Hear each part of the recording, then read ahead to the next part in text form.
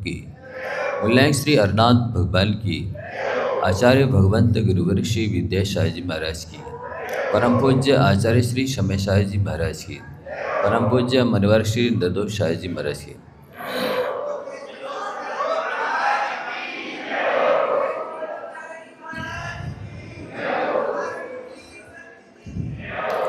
प्यारे बंधु, प्रसंग चल रहा है कि हम लोगों ने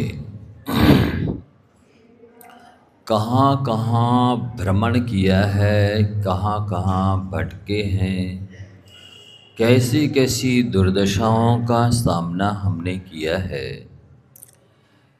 वास्तव में यदि भूत को विचार लिया जाए कि हमने केवल जो सबसे बड़ा कष्ट है जन्म लेने का वो लिया है, सबसे बड़ा भय है मरण करने का उसको भोगा है, और अभी वर्तमान में जो हम करने जा रहे हैं उसका क्या फल होगा और कौन भोगेगा। यदि इस तरह से विचार करते हैं तो वाकई में बहुत सारे काम छूट जाएंगे। प्रायः लोग विचार नहीं करते हैं कि हम क्या कर रहे हैं, इसका फल क्या होगा और कौन भोगेगा। इसलिए हमारा आप सभी से कहना है, आज के बाद इस बात का अवश्य ध्यान रखेंगे कि आप जो भी करें स्वयं से एक बार प्रश्न करें कि हम क्या करने जा रहे हैं। दूसरा प्रश्न करें इसका फल क्या होगा। तीसरा प्रश्न करें कि इसके फल को कौन भोगेगा। यदि हम अशुभ काम करने जा रहे हैं तो उसका फल अशुभ होगा और हमें ही भोगना है, तो कम से कम अपनी आत्मा के साथ अन्याय तो ना करें, स्वयं के लिए स्वयं आत्मघाती तो ना बने, स्वयं के लिए स्वयं आतंकवादी तो ना बने, स्वयं के लिए स्वयं के साथ ऐसी शत्रुता का व्यवहार तो ना करे कम से कम, जिसे ये आत्मा स्वयं सहन करने में अक्षम हो। वैसे काम नहीं करने चाहिए। वो बेचारे पशु जिनको निगट्ट मन्नाना अत्यंत अज्ञानी कहा गया है, उन्हें तो ज्ञान नहीं है। आप तो मनो की संतान हैं, तीर्थंकरों के वंशज हैं। आप पूरी योग्यता को लेकर के इस मनुष्य पर्याय में जन्मे हैं। आपके पास सोचने विचारने की हानि लाभ गुणदोष की बुद्धि क्षमता है, तब आपको उसका उपयोग करना चाहिए। तो बताया जा रहा था कि जब वो पशु संकलेश के साथ आर्तरौद्र ध्यान करते हुए दुखी होते हुए मरता है तो नरक में गिरता है। यहाँ पर भी जो दूसरों को छलता है वह नरक में जाकर उछलता है।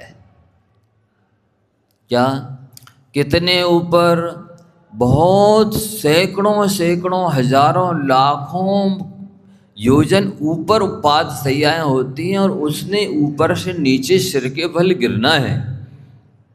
और जमीन रबर की तरह जैसे जमीन से रबर को टकराते हैं तो कई बार ऊपर नीचे उछलती, ऐसे ही नारकी उछलता है, उसका सिर चूर चूर हो जाता है। मरना तो असमय में होता ही नहीं है।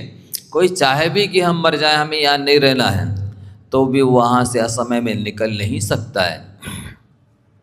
फिर जमीन को छूने का कष्ट इतना है, हजारों बिच्छू एक साथ काट दें, मतलब गरम तवे पर पैर रखने से भी शायद उतना कष्ट नहीं होगा जितना कष्ट वहाँ की ज़मीन को छूने मात्र से होता है।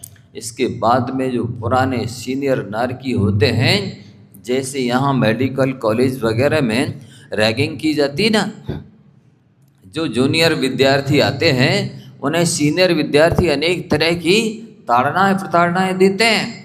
को इस नवंबर दिसंबर की ठंडी में एक कमरे में एसी चालू कर दें और कहा कपड़े उतार के इसमें बैठो 1 घंटे। ऐसी दुनिया भर की कुचेष्टाएं करने के लिए बाध्य करते हैं। इससे अनंत गुनी ज़्यादा वहाँ पर दुर्दशा नारकियों के साथ में होती है।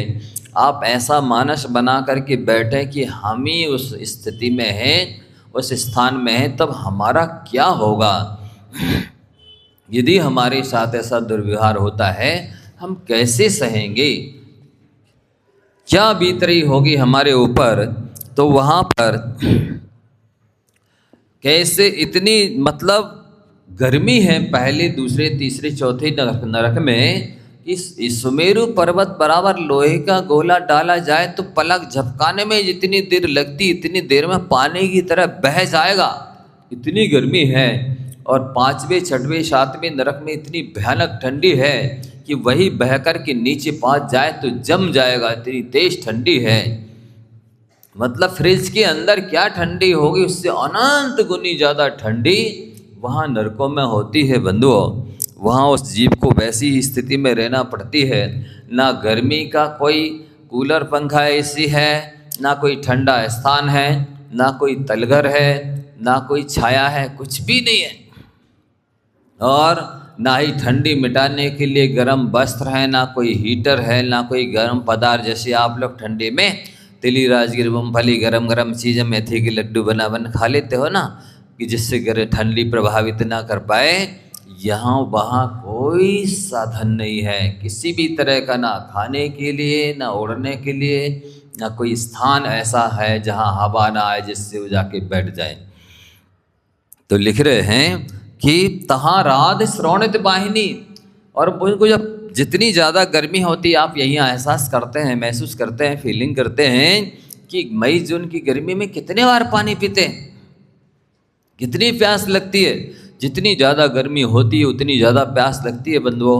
वहाँ जैसा आप इधर पानी पीते हैं वहाँ एक बूंद भी नहीं है। यहाँ लोग बिस्लरी का पानी और Coca Cola, cold drinks, Frooti इत्यादि ठंडाई है, लस्सी है, क्या क्या पीते हैं, वहाँ कुछ भी नहीं है। और वहाँ क्यों जाना पड़ा है? यहाँ जो आपने अनछना पानी पिया, कोको कोला, कोल्ड ड्रिंक्स पिए, दारू पी और जो भी अशुद्ध पदार्थ सेवन किए, उसके फल से वहाँ नरक में जाना हुआ है, जब वहाँ एक बूंद भी पानी नहीं मिलेगा। और जो बैतरणी नदियाँ हैं उनमें खून पीप की तरह पानी भरा है, ताम पिघला हुआ तावा लोहा जैसे होता है, एकदम गर्म होता है, खारा होता है, साथ ही उसमें नार की विक्रिया से रूप बना लेते हैं जिनकी सुई की तरह चोंच होती है। जैसे ही उस नारकी को प्यास लगती है, वो जाता है पीने के लिए, हाथ में लेता है तो वो कीड़े उसके हाथ को चलनी बना देते हैं, सारे हाथ गल जाते हैं, इतना गर्म और खारा वो पानी होता है। फिर भी प्यास लगती तो ज़बरदस्ती डाल लेता है जितना भी हाथ में बचता है पानी, तो वो अंदर जाके तेजाब की तरह पूरी आंतों को जलाता हुआ नीचे से निकल जाता है, अनंत गुनी दाह और पैदा कर जाता है। बंधुओं विचार करो जरा, 4 अंगुल की सरसना इंद्र के वशीभूत होकर के आप क्या क्या पीते चले जाते हैं। सोचो इसका परिणाम कितना बुरा होगा। ये आप फ्रूटी नहीं पी रहे हैं, ये ठंडा है, ये जो आप कोको कोला कोल्ड ड्रिंक्स नहीं पी रहे हैं, ये जहर पी रहे हैं, क्योंकि इसका परिणाम बहुत बुरा है। एक बार पीने का परिणाम नरक के लाखों लाखों वर्षों तक का कष्ट है बंधुओं। इसलिए आपको ऐसे अवक्ष पदार्थों का पान नहीं करना चाहिए जिससे ऐसी दशा आत्मा की अनंत काल के लिए पराधीन हो जाए, विवश हो जाए, दुखी हो जाए।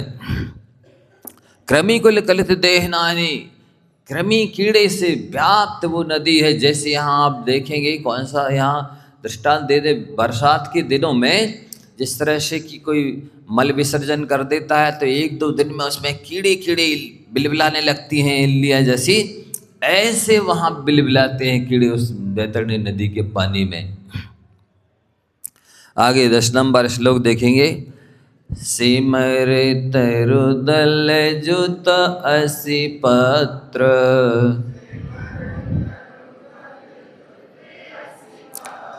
असि जो देह विदारे तत्र, मेरु समान लोहे गली जाए, ऐसी शीते उष्णता था। अब उसको जब धूप लगती है, गर्मी लगती है, तो सोचता है किसी वृक्ष के नीचे चले जाएं तो वहाँ जो सैमल के वृक्ष हैं उनके पत्ते तलवार की तरह, ब्लेड की तरह, चाकू की तरह पैने होते हैं, तीक्ष्ण होते हैं। और जैसे ही नारकी उनके नीचे जाता है तो ऐसी प्रलय काल की जैसी वायु चलती रहती है जो गर्म होती है, जिसमें अग्नि के फलिंग मिले हुए होते हैं, ऐसी रेत मिली होती है। वो वायु चलती है तो वे पत्ते झड़ कर के गिरते हैं तो उस नारकी के शरीर के खंड खंड टुकड़े टुकड़े कर डालते हैं। अब वो वहाँ से फिर भागता है कि चलो ठीक है, किसी गुफा में जाके घुस जाते हैं, वहाँ पर अच्छी ठंडक होगी, छाया होगी। तो वहाँ वो जो अवधि ज्ञानी को विभंग अवधि ज्ञानी नारकी होते हैं, वो उससे पहले से ही जा कर के विक्रिया से शेर का, बाघ का, तेंदुए का, चीता का, सियार का रूप बना करके, सांप बन करके बैठ जाते गुफाओं में।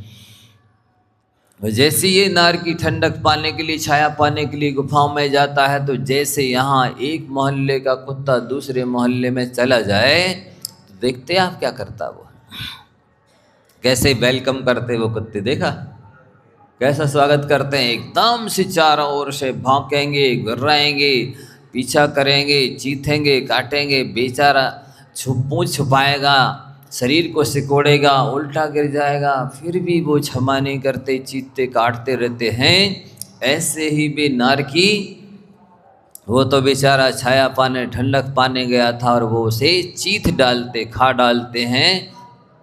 बस मरता नहीं है, ये वहाँ की विशेषता है कि अभी आगे कहेंगे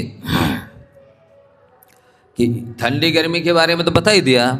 अब आगे 11 नंबर श्लोक में क्या कह रहे हैं? तिल तिल करे देह के खंड, असुर भिड़ावे दुष्ट प्रचंड,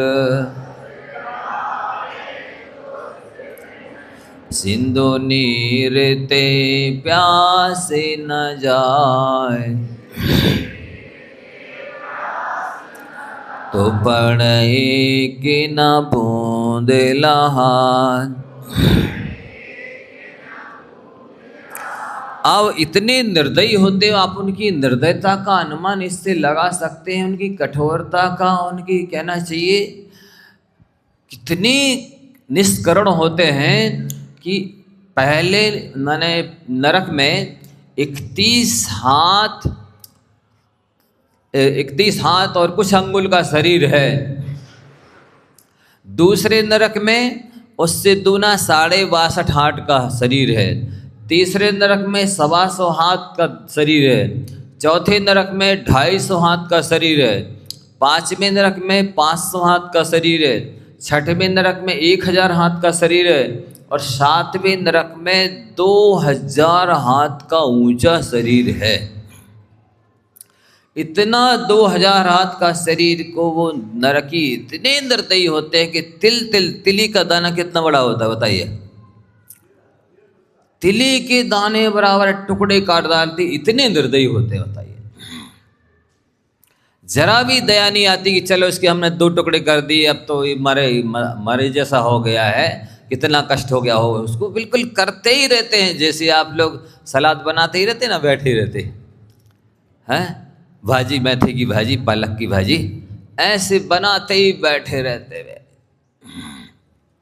क्योंकि ना कोई दुकान खोलनी है, ना कहीं सर्विस करने जाना है, ना कोई बीवी बच्चे पालना है, ना कोई खेती करनी है, दूसरा कोई काम ही नहीं है।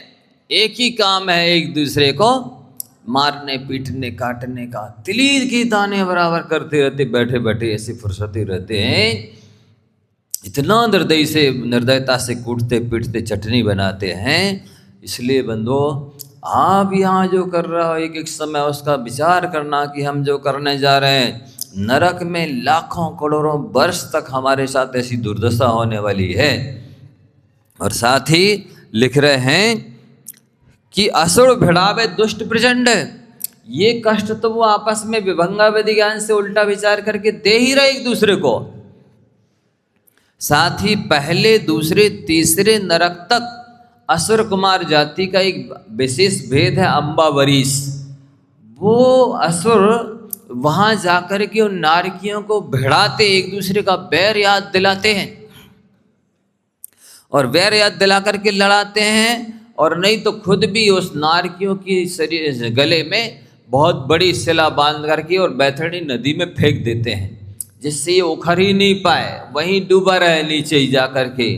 और नर बैतरणी नदी का स्वरूप तो आपको बता ही दिया, ये पिघला तांबा लोहे जैसा, खून पीप की जैसी गंध इसमें आ रही है, और गर्म है और खारा है, और उसमें भी कीड़े विक्रिया से बिल बन करके बिलबिला रहे हैं। ऐसी नदी में उस नारकी को फेंक देते हैं।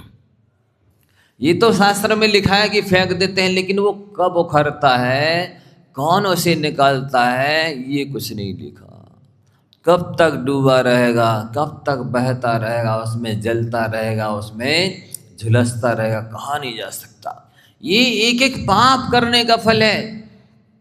आप यहाँ पर जो असंयम के द्वारा जीवों की हिंसा करते हैं, 1 इंद्री 2 इंद्री 3 इंद्री 4 इंद्री अशनि शनि पंच इंद्री जीवों की, एक जीव को यहाँ मारते हैं, वहाँ अनंत बार मरना पड़ता है, दूसरे नारकियों के द्वारा कष्ट सहना होता है। शास्त्र में लिखा है कि दूसरे को पीड़ा देना, दूसरे जीवों को जान से मारने से बड़ा कोई पाप नहीं है, और दूसरे जीवों को सुख सहायता पहुँचाना, परोपकार करना, जान प्राणों की रक्षा करने से बड़ा कोई पुण्य नहीं है। तो यहाँ असंयम के द्वारा जीव हिंसा होती है, उसका फल वहाँ भोगना पड़ता है। कई बार वो हथौड़ों से पीटते हैं, जैसे लोहार होता है ना, लोहे को गर्म करके और कुल्हाड़ी इत्यादि अस्त्र शस्त्र बनाते हैं, एक अंगार की तरह गर्म करके खूब तेजी से ताकत से पीटते हैं। ऐसे वो नारकी विक्रिया से हथौड़े बना करके एक दूसरे नारकियों को पीटते रहते हैं। क्यों? यहाँ तुमने असंयम के द्वारा जीवों की हिंसा की है, और यहाँ 2-2 5-5 रुपये कमाने के लिए जरा जरा सी बात में झूठ बोलते हैं। वहाँ जब इस पाप कर्म के उदय से नरक में पहुँचते हैं, तो वो नारकी 2 4 10 20 नारकी पकड़ के हाथ पांव दबा करके और संसी से मुंह फाड़ करके उसकी जिह्वा को खींच लेते हैं, और फिर क्या करते हैं, उस जिह्वा का गुटका बनाते हैं, टुकड़े टुकड़े कर देंगे उसकी जिह्वा के। मरना तो है ही नहीं, केवल पीड़ा भोगना है।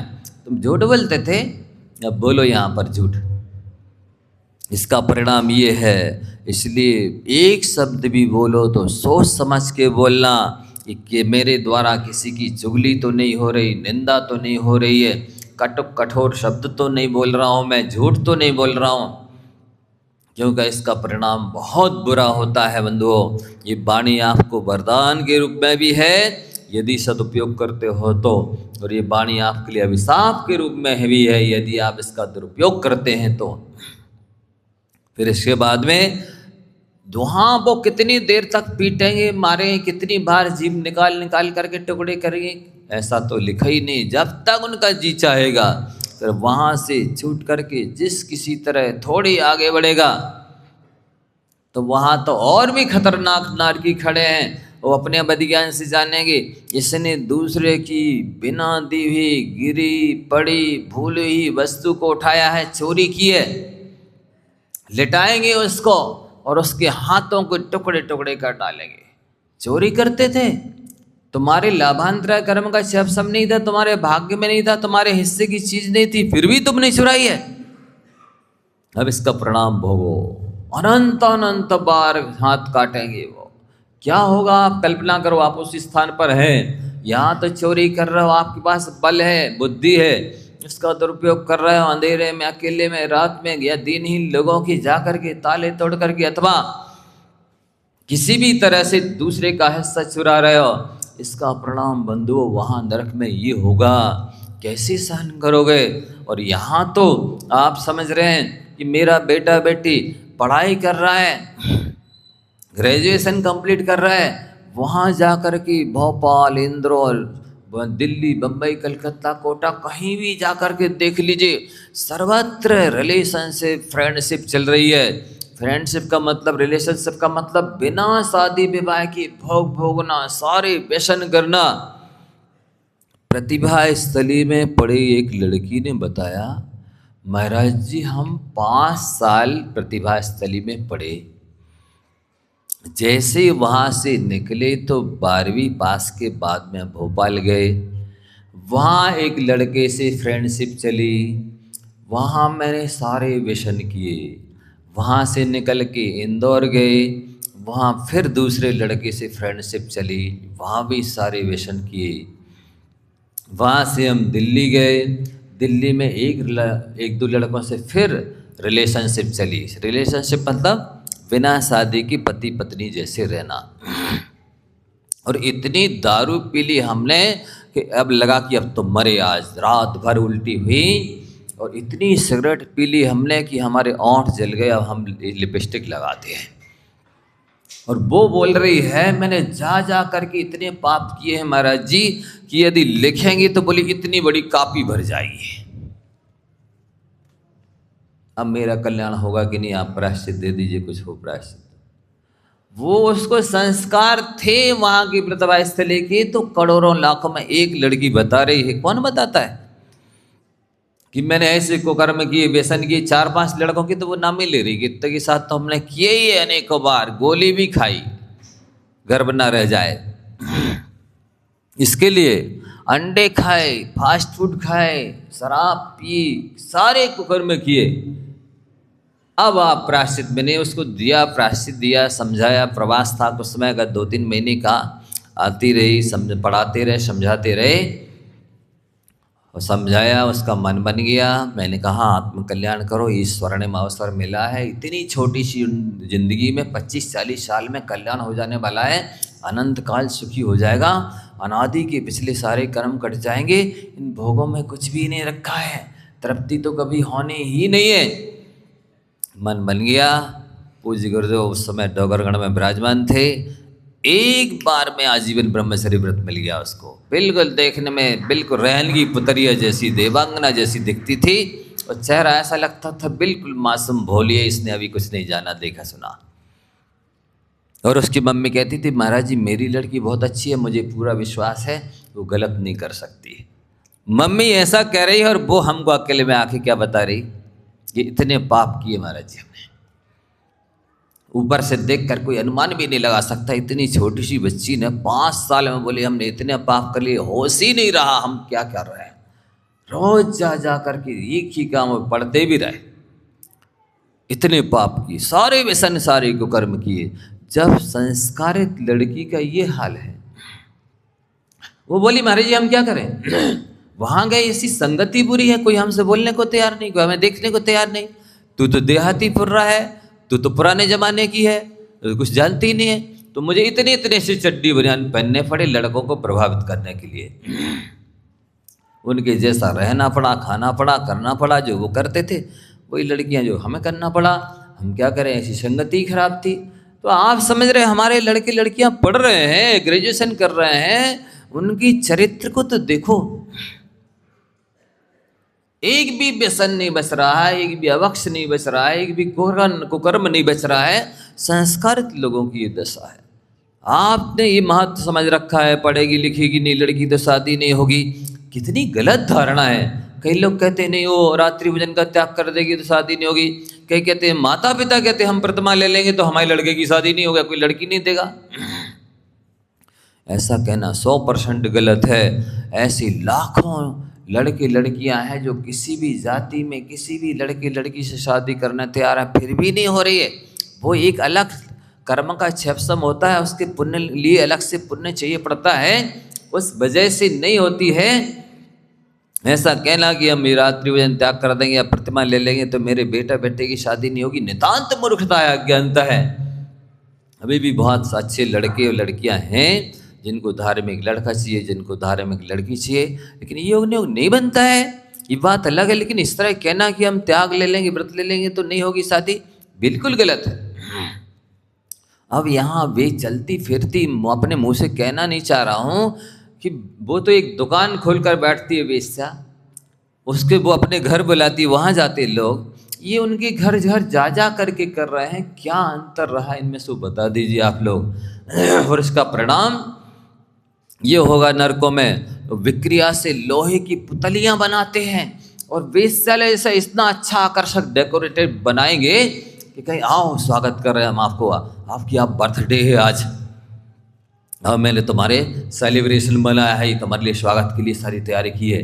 वो बड़े प्रसन्नता से जाएगा, अच्छा आप मेरा सेलिब्रेशन महोत्सव मना रहे हैं, बर्थडे मना रहे हैं, चलो चलो। और जैसे ही जाएगा तो बिल्कुल वो जो लोहे की पुतलियाँ आग की तरह जल रही है, आकर्षित तो करती है, प्रभावित करती है, वेदकर्मी की उद्रेणा करती है, जाके भिड़ा देगा और सांकलों से बांध करके चला जाएगा। जलते रहो, झुलसते रहो, या वहाँ खड़ा रहेगा तो पीछे से मुद्गरों से और पीटेगा।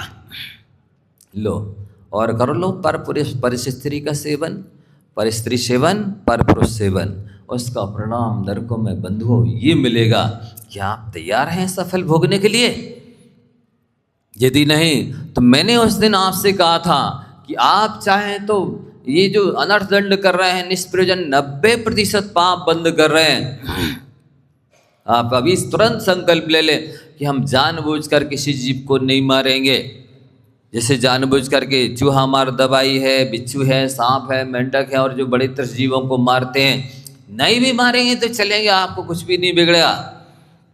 आचार्य शांति साहब जी महाराज को याद करो, वो खेत पर पशु पक्षी आते थे खाने, कभी भगाते नहीं थे, और एक पात्र में घड़े में पानी और रख देते थे, लो खाकर पानी पी लेना। वो कहते थे मुझे अपने लाभांतराय कर्म पर विश्वास है कि मेरे भाग्य में जितना होगा वो अवश्य मिलेगा। तो आजू बाजू वालों के खेत से ज़्यादा फसल निकलती थी उनके खेत में, जबकि पक्षी वगैरह सब खाते रहते थे इसके बाद भी। इसलिए बंधुओं आप ये संकल्प ले लो मन में, अनंत नहीं लेते हैं तो 6 निकाय के जो अनंतानंत जीव हैं अनादि काल से उनकी हिंसा का पाप लग रहा है, और जब तक नियम नहीं लेंगे तब तक सबकी हिंसा का पाप, आपको असंयम का पाप लगता रहेगा। इतना पाप का फल भोगने के लिए तो नरक ही जाना पड़ेगा। इसी तरह से निष्प्रयोजन किसी से झूठ बोलने का त्याग कर दो कि हम ऐसा झूठ नहीं बोलेंगे जिससे किसी का नुकसान हो जाए, लड़ाई हो जाएगा, मर जाए या अपमान हो जाए, ऐसा झूठ नहीं बोलेंगे, चल जाएगा। आप त्याग कर सकते, संकल्प लेते चले जाओ मन में। इसी तरह से किसी की गिरी हुई, पड़ी हुई, भूली हुई वस्तु को हम बिना दिए नहीं लेंगे, ये नियम भी आपको लेना चाहिए। तो इससे आपके चोरी संबंधी जो असीमित पाप लग रहा है, सारे संसार की चोरी कर रहे हैं, यदि आपका चोरी का त्याग नहीं है तो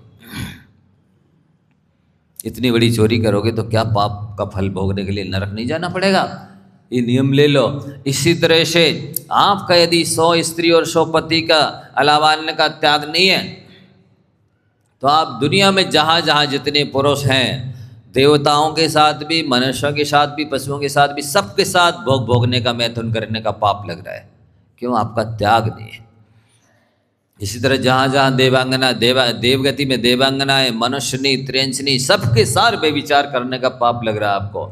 यदि अनंत पाप से बचना चाहते हो, नियम ले लो कि एक स्त्री एक पुरुष के अलावा अन्य सबका त्याग। कितने सारे अनंत गुने पाप से बच जाएंगे आप। लेकिन लोग त्याग ही नहीं करते हैं, त्याग के प्रति आस्था विश्वास नहीं है, विवेक नहीं है, इसलिए इतने असीमित पाप को बंद करते रहते। उसी प्रकार से आप परिग्रह का परिमाण नहीं कर रहे हैं तो आपके लिए तीनों लोगों के परिग्रह का पाप लग रहा है।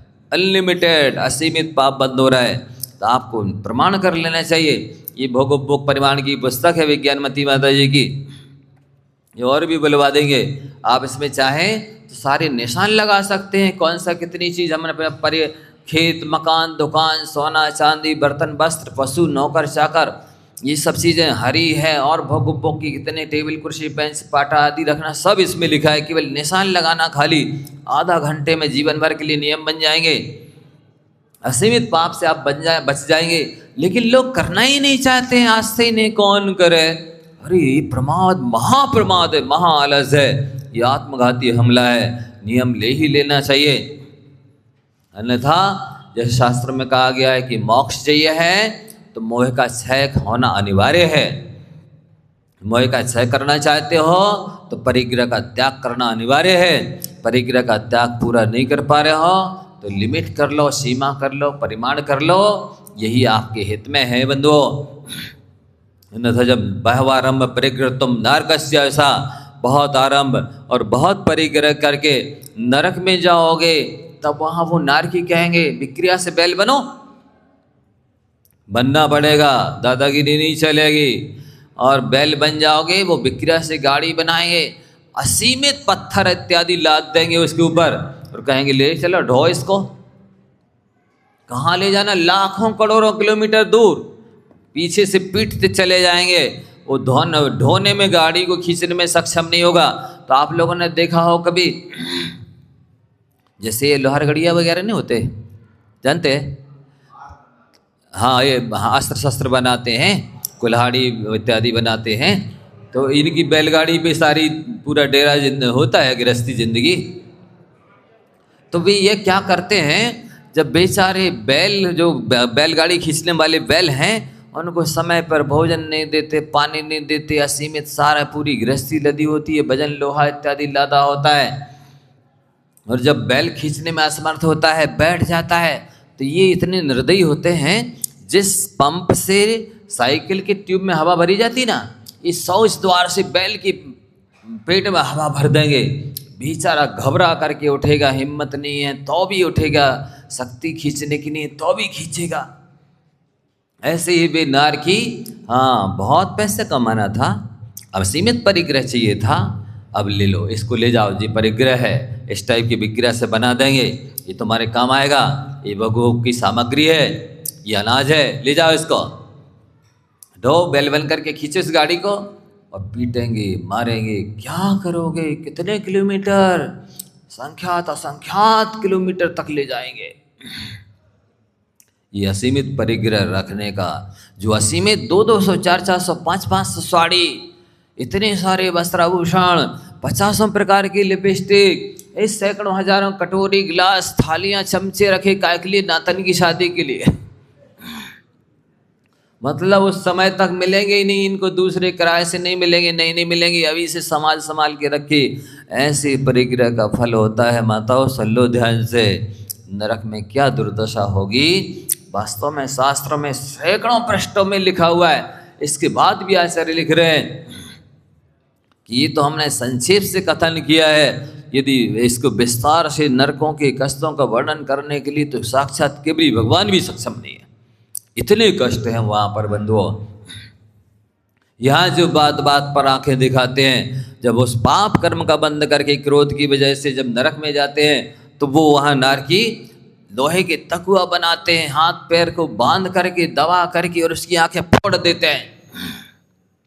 बहुत आंखें दिखाते थे, बहुत गुस्सा करते थे, क्रोध करते थे, मचलते थे, निराश होते थे। इसका फल भोगो। अब कितने बार आंखें फोड़ेगा, कहा नहीं जा सकता। मरना है नहीं, तुरंत फिर जैसे आप पानी में लाठी मारो, पानी ऊपर उछलेगा, फिर उसी में मिल जाएगा। इसी तरह से आत्मा के प्रदेश वो काट देता है, तोड़ फोड़ देता है, कुचल देता है, फिर मिल जाते हैं। मरना तो है ही नहीं, केवल पाप का फल भोगना है। क्या आप ऐसा भोगने के लिए तैयार हैं? नहीं है तो आज से गुस्सा करना बंद कर दो, आंखें दिखाना नहीं, अंदर में आवेश भी नहीं आना चाहिए। अंदर में आवेश आ गया कि कर्म का बंद हो गया, अब आप किसी को कुछ बोले या नहीं, आंखें दिखाएं या नहीं, कर्म बंद तो हो जाता है। इस क्रोध को विभाव विकार समझिए, चारित्र मोनि कर्म की प्रकृति समझिए, आत्मा का स्वभाव नहीं है। ये तो कायरों का अस्त्र है गुस्सा। वस्तुतः क्षमा वीरस्य भूषणम, वीरों का आभूषण तो क्षमा है। और आप सहस्त्रनाम में पढ़ते भी हैं, जितक क्रोधो जिता मित्रो, जितक क्लेशो जितांत कहा। जिसने क्रोध को जीत लिया उसने अपने सारे शत्रुओं को जीत लिया, मतलब उसका कोई शत्रु बचता ही नहीं है। जब तक कोई भी स्त्री पुरुष शत्रु के रूप में नजर आ रहा है, तब तक समझ लेना कि मेरे अंदर क्रोध रूपी बैरी बैठा है। वो क्रोध रूपी बैरी निर्णय दे रहा है कि ये मेरा शत्रु है। पूजन में भी पढ़ते हैं, उत्तम क्षमा जहाँ मन होई, अंतर बाहर शत्रु न कोई। जहाँ उत्तम क्षमा भाव होता है तो अंतरंग में क्रोध आदि शत्रु नहीं होते हैं, और बहिरंग में कोई स्त्री पुरुष शत्रु नजर नहीं आता है। आ रहा है इसका मतलब अभी क्रोध जीवित बैठा है। तो बंधुओं, सबसे बड़ा शत्रु तो आपका क्रोध ही आपका है। दूसरा कोई शत्रु क्या होगा? क्या बिगाड़ेगा? क्या ले लेगा? जो कुछ बिगाड़ेगा ये पुद्गल है, जो कुछ उसे दिख रहा है आंखों से पुद्गल है। जो कुछ बिगाड़ेगा पुद्गल का बिगाड़ेगा। आत्मा तो अमूर्तिक है, आत्मा के गुण अमूर्तिक है, वो उसका कुछ बिगाड़ नहीं सकता है। इसलिए मूल तो अपने आत्मा के गुणों का घात करता है क्रोध करने वाला। फिर जो अहंकार करते हैं, बात बात में प्रेस्टीज पॉइंट बना लेते हैं, इज्जत का सवाल बना लेते हैं। और मान बढ़ाई कारण है जे धन खर्चे मोड़, मरकर हाथी होएंगे धरणी लटके सूड़। मान बढ़ाई के लिए, ख्याति पूजा लाभ के लिए दान देते हैं, नाक के लिए दान देते हैं, वे दान देकर भी अगले जन्म में हाथी बनते हैं। इतनी लंबी सूढ़ फिर जमीन तक लटकती है। लो, नाक के लिए किया था सब कुछ। मान बढ़ाई कारण है, लिख रहे जल्दी लिखो, मान बढ़ाई कारण है जे धन खर्चे मूढ़,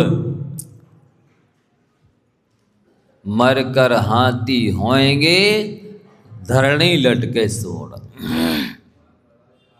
मान बढ़ाई कारण जे धन खर्चे मूढ़, मूढ़ माने अज्ञानी। मान बढ़ाई कारण जे धन खर्चे मूढ़, मर कर हाथी होएंगे धरणी लटके सूढ़। तो यहाँ पर जरा जरा सी बात में प्रेस्टीज बात बना दे। तुमने मुझे सम्मान नहीं दिया, तुमने मेरी प्रशंसा नहीं की, तुमने मुझे वैसा स्थान नहीं दिया, तुमने मुझे बुलाया नहीं, तुमने मेरे साथ ऐसा कर दिया। बंधुओं, यहाँ तो तुम्हें थोड़े से पुण्य के उदय में इतनी प्रेस्टीज पॉइंट बना रहे, इज्जत का सवाल बना रहे हो। पिछली पर्यायों को याद करो, जब कुत्ते की, सुअर की, गधे की पर्याय में थे, वहाँ कौन सी इज्जत थी? चमार बसोरों के यहाँ बंधे रहे, उन्होंने गाली दी, लातें मारी, कौन सा सम्मान किया? आज थोड़ी सी अनुकूलता मिल गई, इसे इतनी इज्जत का सवाल हो गया। मान महा विश्वरूप करे नीच गति जगत में। जो जितना ज्यादा मान करेगा वो उतने नीचे नरकों में जाएगा, दुर्गतियों में जाएगा, नीच गति में जाएगा। बंधुओं, क्या मिल जाएगा अहंकार करने से? नहीं, बे नहीं बोलते तो हम क्यों बोले, बे नहीं बुलाते तो हम क्यों बुलाए, बे नहीं आते तो हम क्यों आए, वे नहीं खिलाते तो हम क्यों खिलाएं? ये तो व्यापार है, सौदा है, इसमें कौन सा धर्मात्मापना है, इसमें कौन सी समझदारी है? अरे ये तो दुनिया संसारी अज्ञानी लोग करते हैं। जो आपका अपमान करे उसका सम्मान करके दिखाओ, तब तो आप धर्मात्मा हो, ज्ञानी हो। जो आपको नहीं बुलाता उसको बुला के दिखाओ, तब तो आप परोपकारी दानी हो। जो आपके साथ दुर्व्यवहार करता है आप उसके साथ सद्व्यवहार करके दिखाओ, तब तो धर्मात्मापना है। नहीं तो ये तो सारी दुनिया करती है लेन देन। गधे को लात मारा वो भी लात मार देता है, बंदर को चढ़ा वो भी बंदर चढ़ा देता है। ये तो पशु भी जानते हैं ऐसा करना, बदला लेना। आप में और पशु में अंतर क्या है? आप बड़े अपने आप को पढ़ा लिखा समझदार समझते, धर्मात्मा मानते हो, तो ऐसा धर्माती ही पहचानी है। जो उसके साथ बुरा करता है वो उसके साथ अच्छा करता है। वो अपमान करेगा कोई सामने वाला तो उल्टा वो सम्मान करेगा। ये धर्मात्मा की पहचान है। अन्यथा तो सब संसारी है, सब अज्ञानी है। क्या अंतर है? आप अपने आप को विशेष मानते हो, किस बल पर मानते हो कि मेरे अंदर ये विशेषता है? क्या विशेषता है, कौन सी खासियत है? वो गाली दे आप उसकी प्रशंसा करो, तब तो जाने आप धर्मात्मा ही, आपके अंदर विशेषता है। उसने आपको नहीं बुलाया फिर भी आप बुलाओ, तब तो जाने कि आपका उदार हृदय है, विशाल हृदय है। हाँ, कि आपने आपको नहीं बुलाया, आपको नहीं पूछा, फिर भी आपने बुलाया। जो वो नहीं कर सका है वो उसको अपने आचरण से करके दिखाओ, तब तो सिखाओ। सिखाना चाहते हैं तो आचरण के द्वारा सिखाओ। वाणी से क्या सिखाते हो? वाणी को विराम दो, अब तो बॉडी लैंग्वेज से सिखाओ। अब तो जो कुछ सामने वाले को शिक्षा देना, उपदेश देना है, जैसा जीवन जीना सिखाना है, खुद जी करके दिखाओ। वो जमाना निकल गया जब लोग बोलते थे और बच्चे इतने आज्ञाकारी होते थे, समर्पित होते थे, विनम्र होते थे। जी मम्मी, जी पापा, आपने जो कहा हम वैसे ही करेंगे। अब तो वो कहेंगे आप क्यों नहीं करते हो, अच्छा है ये तो।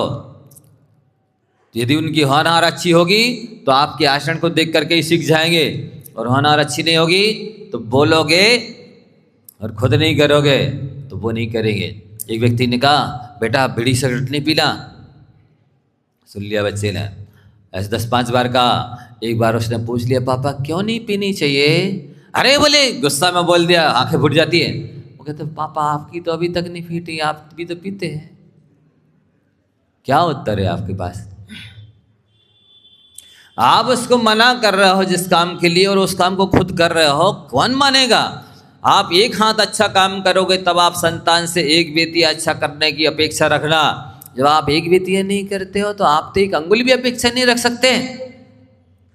जो कुछ भी सिखाना है आप खुद आचरण, आप खुद लेटे हो, बैठे हो, कैसे क्या बोल रहे हो, क्या खा रहे हो, क्या पहन रहे हो, क्या कर रहे हो, आपको ये विवेक नहीं है, होश नहीं है। ये सारी चर्या चेष्टा हमारे बेटा बेटी देख रहे हैं, हमारे से छोटे जो सीख रहे हैं, हमको आदर्श मान रहे हैं, हमारा अनुसरण कर रहे हैं, अनुकरण कर रहे हैं, वो क्या करेंगे? यदि आपसे कोई व्यसन सीख रहा है, गलत काम सीख रहा है, तो जितना वो पाप करेगा 16.5% पाप आपके खाते में जाएगा, क्योंकि वो आपको देख करके सीखा है। वस्तुतः व्यक्ति यदि कोई चीज दे करके जाता है अपनी संतति को, तो वो है वसीयतनामा के रूप में अपना आचरण। इसलिए आप अपने आचरण को इतना अच्छा बनाइए कि साहब देख देख करके। एक स्थान पर हम लोग का प्रवास चल रहा था,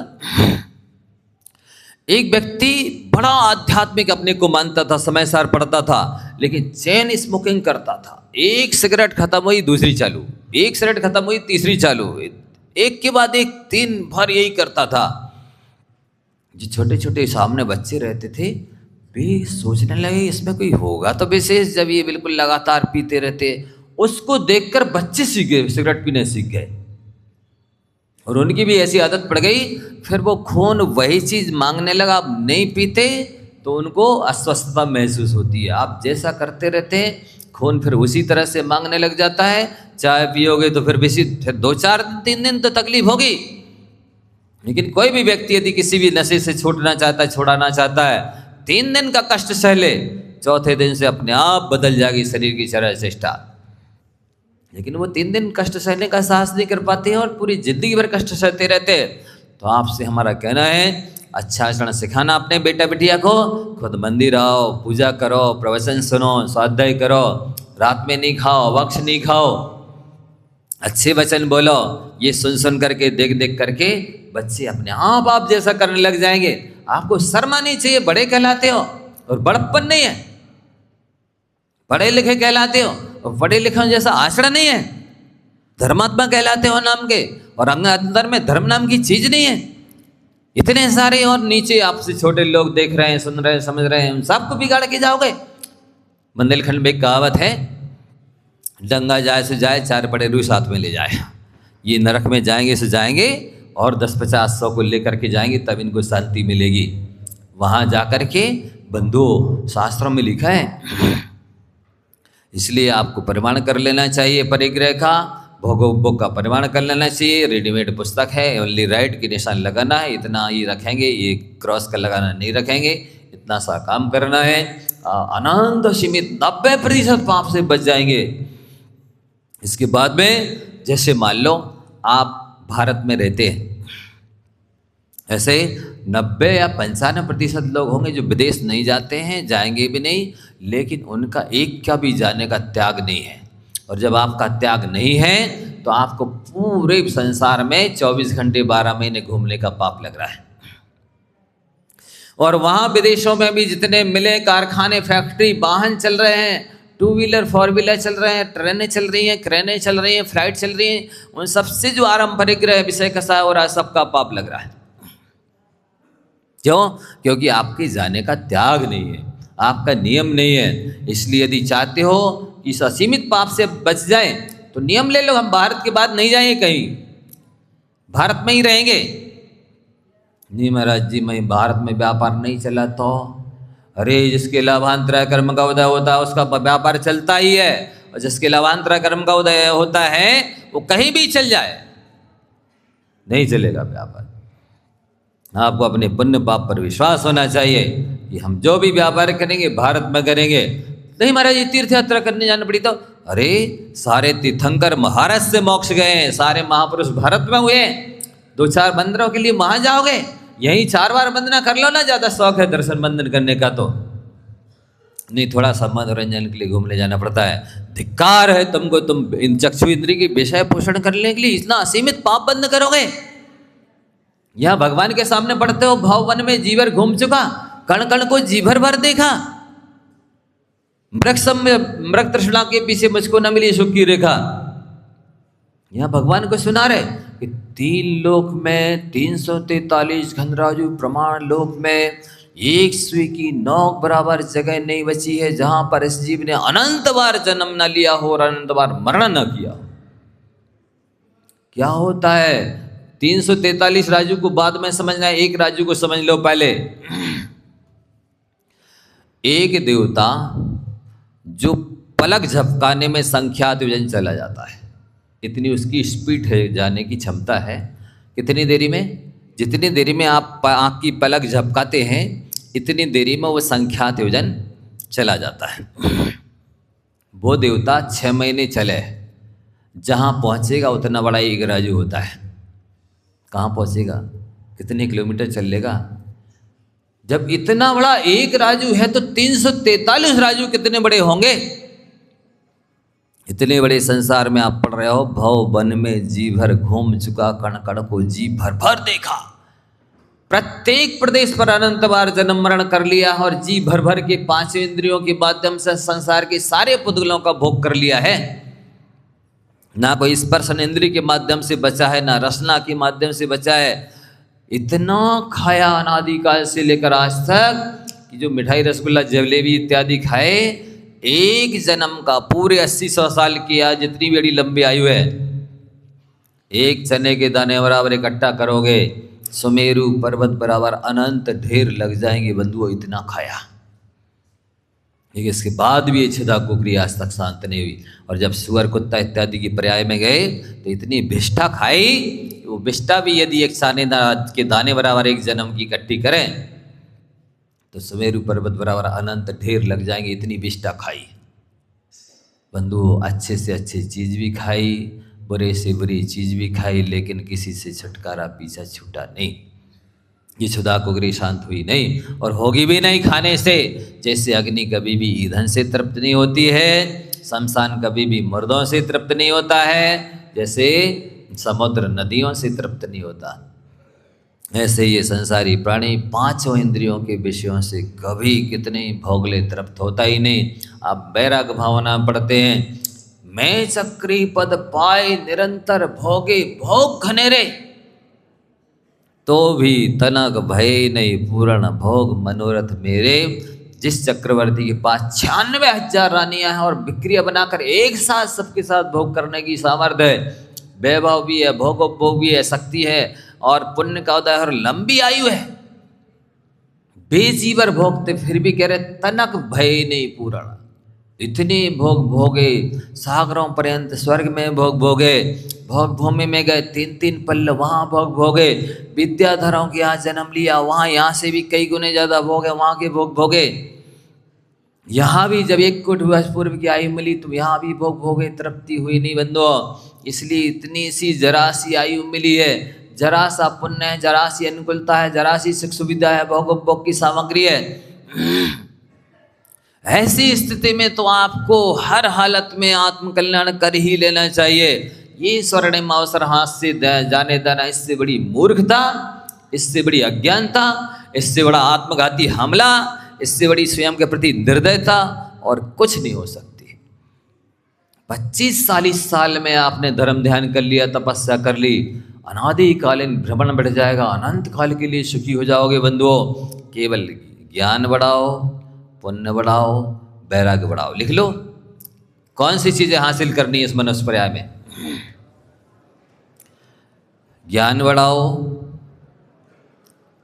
पुण्य बढ़ाओ, वैराग्य बढ़ाओ। जैसे बने ज्ञान बढ़ाने के लिए यहां तक लिखा है शास्त्रों में कि यदि ज्ञानियों का द्वारा उतना अपमानित होना पड़े जितना एक भिखारी को धनवान के सामने अपमानित होना पड़ता है, तब भी तुम ज्ञान लेने से कभी भी पीछे नहीं हटना। क्या कहा? जितना अपमानित भिखारी को एक धनवान के सामने होना पड़ता है, उतना भी अपमानित होना पड़े किसी ज्ञानी के साथ, साम्य साधु के साथ, साम्य के सामने, तब भी हो लेना, लेकिन ज्ञान अर्जन करने से पीछे नहीं हटना। ये अक्षय निधि है, इसके बारे में हम विस्तार से बताएंगे क्या महिमा है ज्ञान की, स्वाध्याय की। अभी तो समय हो गया, 1-2 मिनट ही बचे हैं लगभग, तो आपको ये समझना है कि ज्ञान आप मेरे से चाहते हैं कि एक 2 शब्दों में 200 शास्त्रों का सार बता दीजिए, तो आप मेरे वचनों पर विश्वास रखें। मैं आज जिनवाणी के अनुसार आपको बता रहा हूँ, इस मानव जीवन में सम्यक ज्ञान अर्जन करने जैसी चीज कोई दूसरी है ही नहीं। आप जितना बन सके ज्ञान का अर्जन करो। 12 भावना में पढ़ते हो, धन कन कंचन राज सुख सबही सुलभ कर जान, दुर्लभ है संसार में एक यथार्थ ज्ञान। कितना धन कन कंचन राज सुख सुलभ है, कहती चक्रवर्ती का वैभव पाना सुलभ है बंधुओं, लेकिन एक सम्यक ज्ञान, यथार्थ ज्ञान, अहिंसा और अनेकांत से युक्त ज्ञान पाना बहुत दुर्लभ है। आज जगह जगह स्वाध्याय भवन हो रहा है, स्वाध्याय मंदिर खुल रहे हैं, बन रहे हैं, जगह हो रहे, लेकिन असंयम का पोषण हो रहा है, एकांतवाद का पोषण हो रहा है। जिस एकांतवाद से अनादिकाल से जीव भटका हुआ है, अपने आप को तत्वज्ञानी कहने वाले लोग भटक रहे हैं। क्योंकि मैंने बहुत गंभीरता से पढ़ा है, सुना है, समझा है, इसलिए मैं कह रहा हूँ। वहाँ एकांतवाद का पोषण हो रहा, असंयम का पोषण हो रहा है। सुनी सुनी बात नहीं, मैंने अपने सगे कानों से 17 दृश्य शिविर अटेंड करके सुना है, 6 विद्वानों को सुना है 17 दिन तक, तब निष्कर्ष निकला कि यहाँ पर असंयम का पोषण होता है, एकांतवाद का पोषण किया जाता है। ये बात ठीक नहीं है। इसलिए ऐसे बहुत सारे मत पंथ संप्रदाय चल रहे हैं, कहलाते तो जैन हैं, लेकिन जैसे निर्दोष साहब जी महाराज जैसे अहिंसा और अनेकांत के उपासक, स्यादवाद के उपासक साधु से सम्यक ज्ञान मिलना अतीब दुर्लभ है। ऐसा ज्ञान मिले तो छोड़ना ही नहीं चाहिए। खड़ा छठाला में आगे चढ़ करके पढ़ोगे,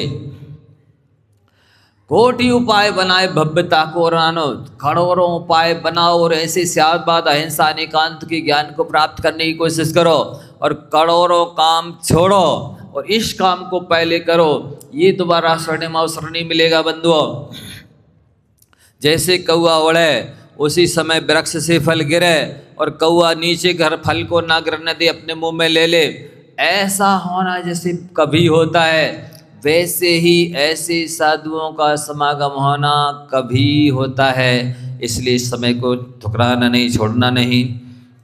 अभी चर्चा अपनी बहुत बाकी है, अभी तो सैंपल मात्र दिया है आपको, बताना तो बहुत बाकी है, बहुत सारी मन करता भी है बता दे, लेकिन समय की अपनी एक सीमा होती है, उसके भीतर बताना होता है। समय की बहुत महत्व होती है। इसी को लेकर के जा वाणी के ज्ञान ते